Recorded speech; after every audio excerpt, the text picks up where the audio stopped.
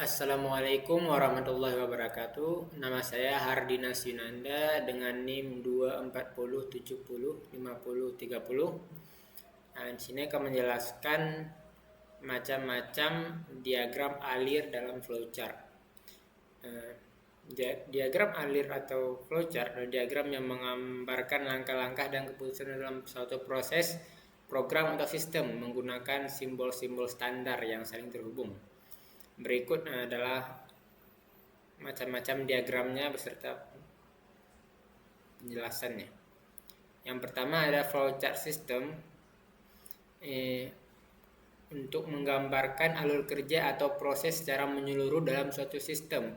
Kemudian menampilkan urutan prosedur dan hubungan antar bagian dalam sistem sehingga memudahkan pemahaman proses secara global, seperti pada sistem informasi atau prosedur organisasi.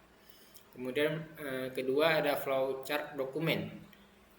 Gunanya untuk menelusuri alur dokumen, laporan atau formulir dari suatu bagian ke bagian lain dalam organisasi. Kemudian membantu memahami bagaimana data atau dokumen diproses, dicatat dan distribusikan, misalnya alur surat masuk atau keluar atau pengolahan dokumen gudang. Yang ketiga adalah ada flowchart program, menggambarkan langkah-langkah detail dari proses dalam suatu program komputer, biasanya digunakan untuk menjelaskan algoritma atau logika pemrograman dan terbagi menjadi dua.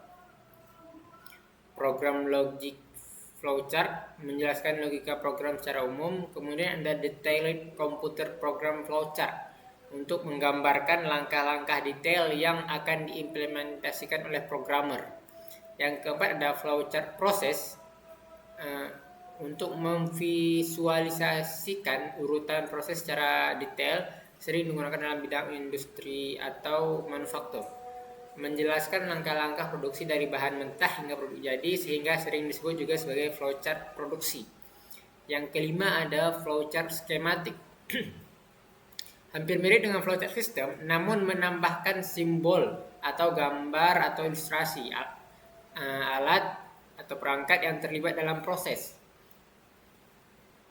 dan membantu memperjelas proses, terutama jika melibatkan perangkat keras ataupun peralatan tertentu.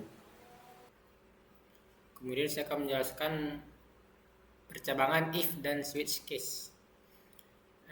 Percabangan if fungsinya adalah mengevaluasi suatu kondisi logika yang bisa menggunakan operator perbandingan seperti kurang lebih simbol sama dengan, dan operator logika dan sebagainya.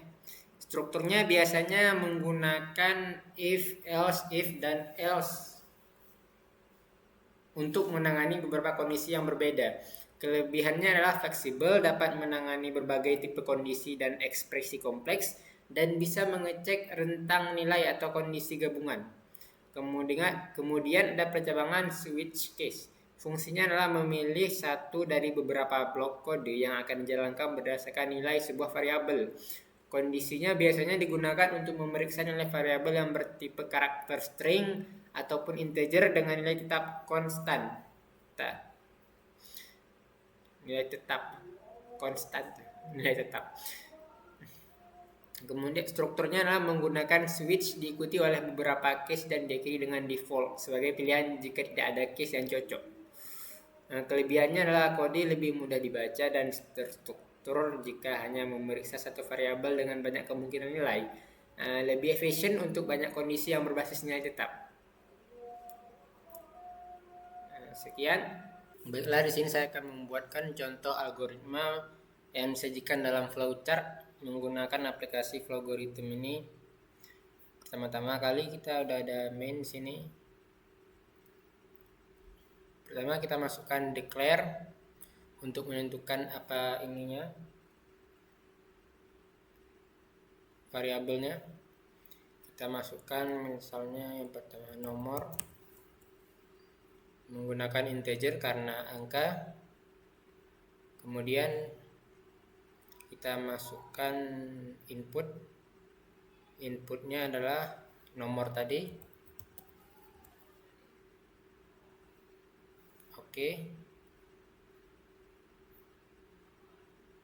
Kemudian ini ya, di output ini kita masukkan untuk menampilkan pesannya tadi, kita masukkan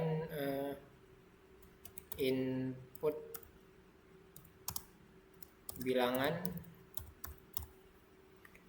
bilangan ya teman-teman. Harus ada titik koma 2 titiknya itu ya.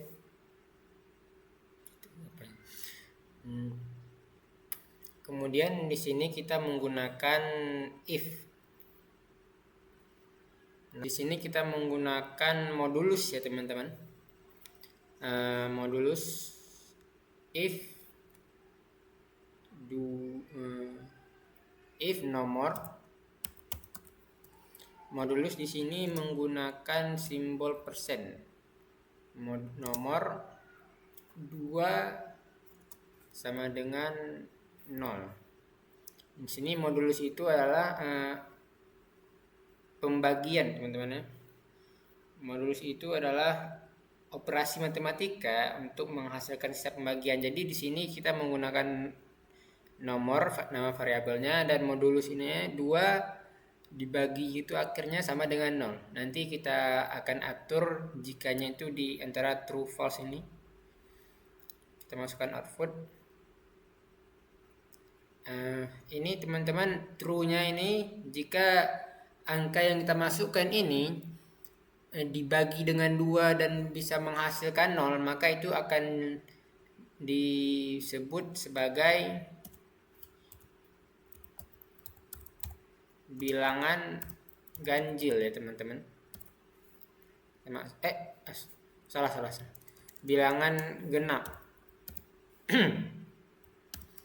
Di sini true-nya menggunakan output bilangan genap karena yang benarnya adalah modulusnya adalah 2. Jika dibagi menghasilkan 0, maka itu adalah bilangan genap.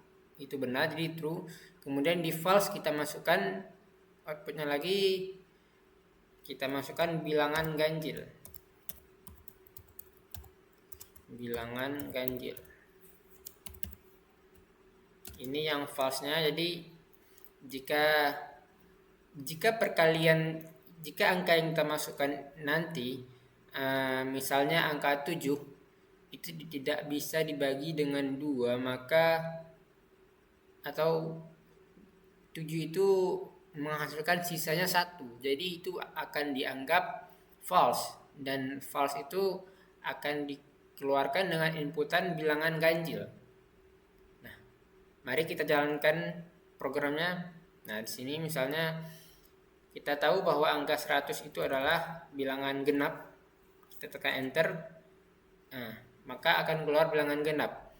Kemudian jika kita masukkan angka 99 itu adalah bilangan ganjil, maka dia akan keluar bilangan ganjil. Seperti itu algoritma dalam flow algorithm.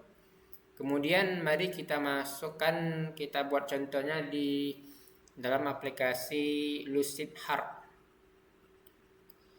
Kita menggunakan contoh dari ini saja karena emang seperti itu ya teman-teman.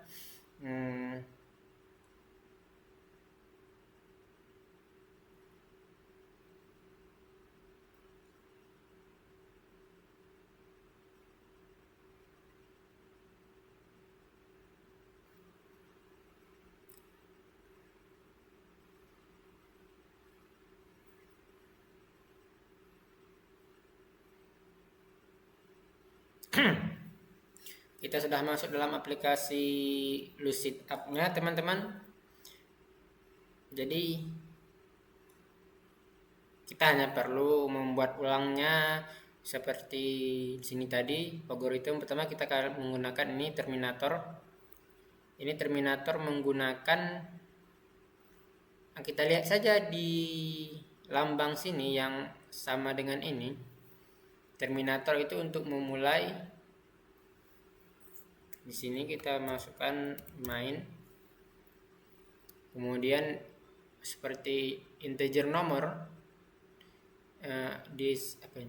decision tadi ya.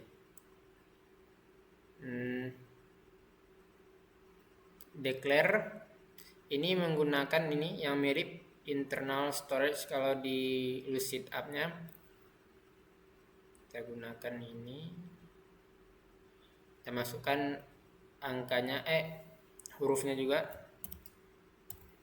integer nomor.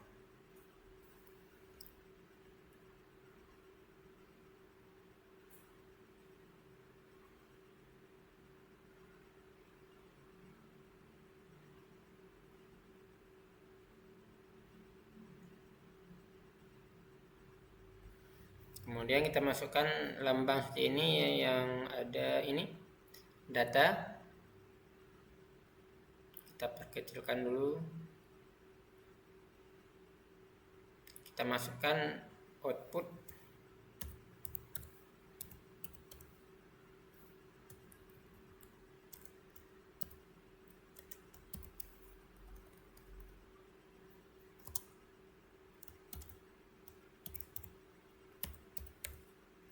Input bilangan.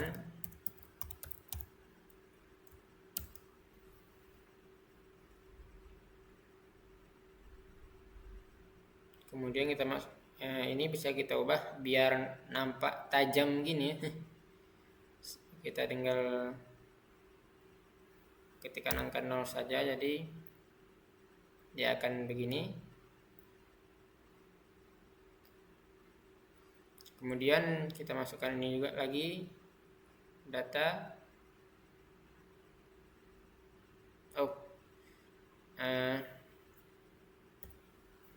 Di sini kita juga bisa mengkopinya biar lebih mudah jika ada yang sama gitu ya. Terus kita tinggal ubah aja namanya.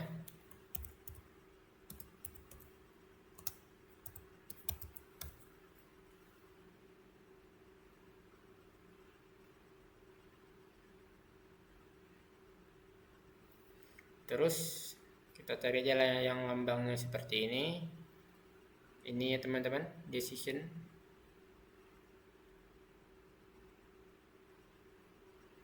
Terus kita masukkan juga seperti ini lagi.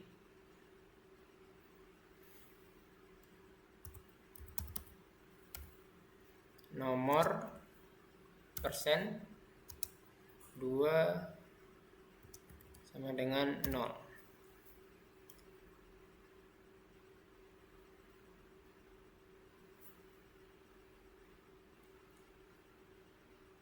Terus kita tinggal tambahin lagi ininya, datanya.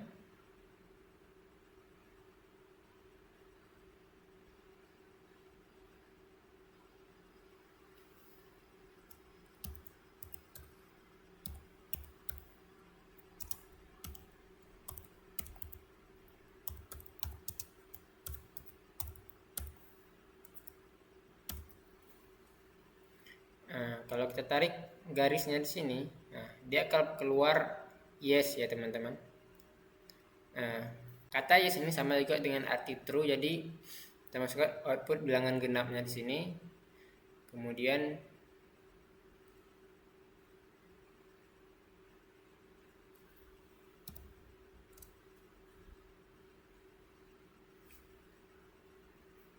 copy.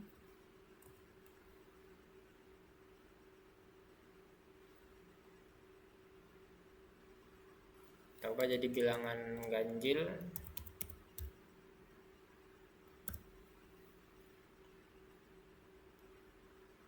Kita tarik ini no,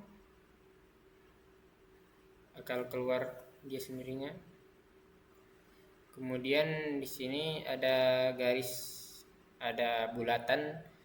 Ini dia bulatan. Jangan yang bergaris gini. Hapus saja ini hurufnya.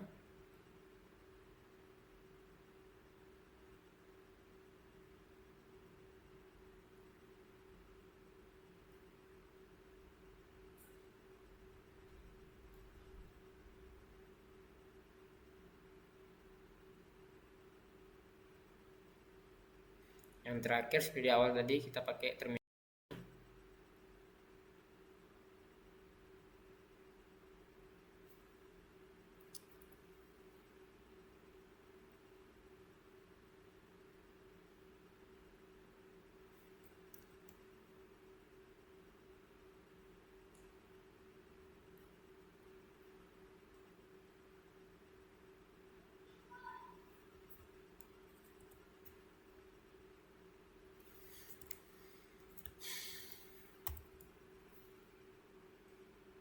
Jangan lupa kita tarik ini talinya ininya dulu.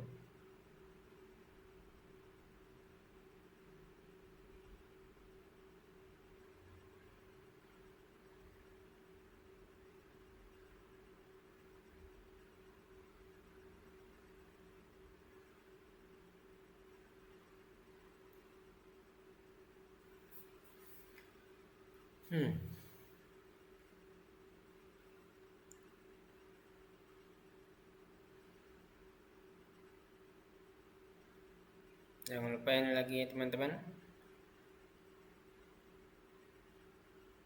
Tarik garisnya.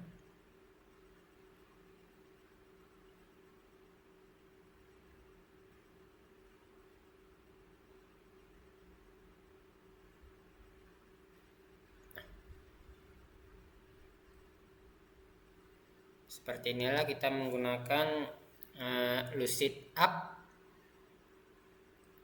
menggunakan flowchart ya teman-teman.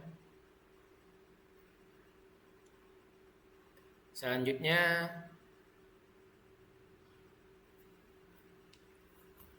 kita akan melakukan operasi unchanged loop menggunakan while lewat logarithm juga. Oke, kita lanjutkan ini pembuatan unchanged loop menggunakan logarithm menggunakan while ya teman-teman ya. Di sini kita sudah masuk ke dalam aplikasi logarithmnya. Pertama-tama kita declare dulu variabelnya. Masukkan variabel nama variabelnya kita masukkan A aja ya biar lebih singkat, integer karena merupakan angka ya. Kemudian kita masukkan assign, kita masukkan nilai dari A ini apa, kita masukkan nilai dari A ini variabel A, kita masukkan nilainya 0 ya teman-teman. Kemudian di sini kita baru menggunakan while. Di sini kita akan membuat A kurang dari 10. Kita masukkan outputnya A. Ini adalah menggunakan while ya teman-teman. Jadi penggunaan loopnya bakal terjadi jika memenuhi kondisi. While ini kondisi, jika A-nya kurang daripada 10, maka proses loopnya akan terus terjadi karena memenuhi nilai atau memenuhi kondisi tersebut. Nah, misal jika saya menjalankannya, ini tidak akan pernah berulang-ulang, selalu 0 semua ya.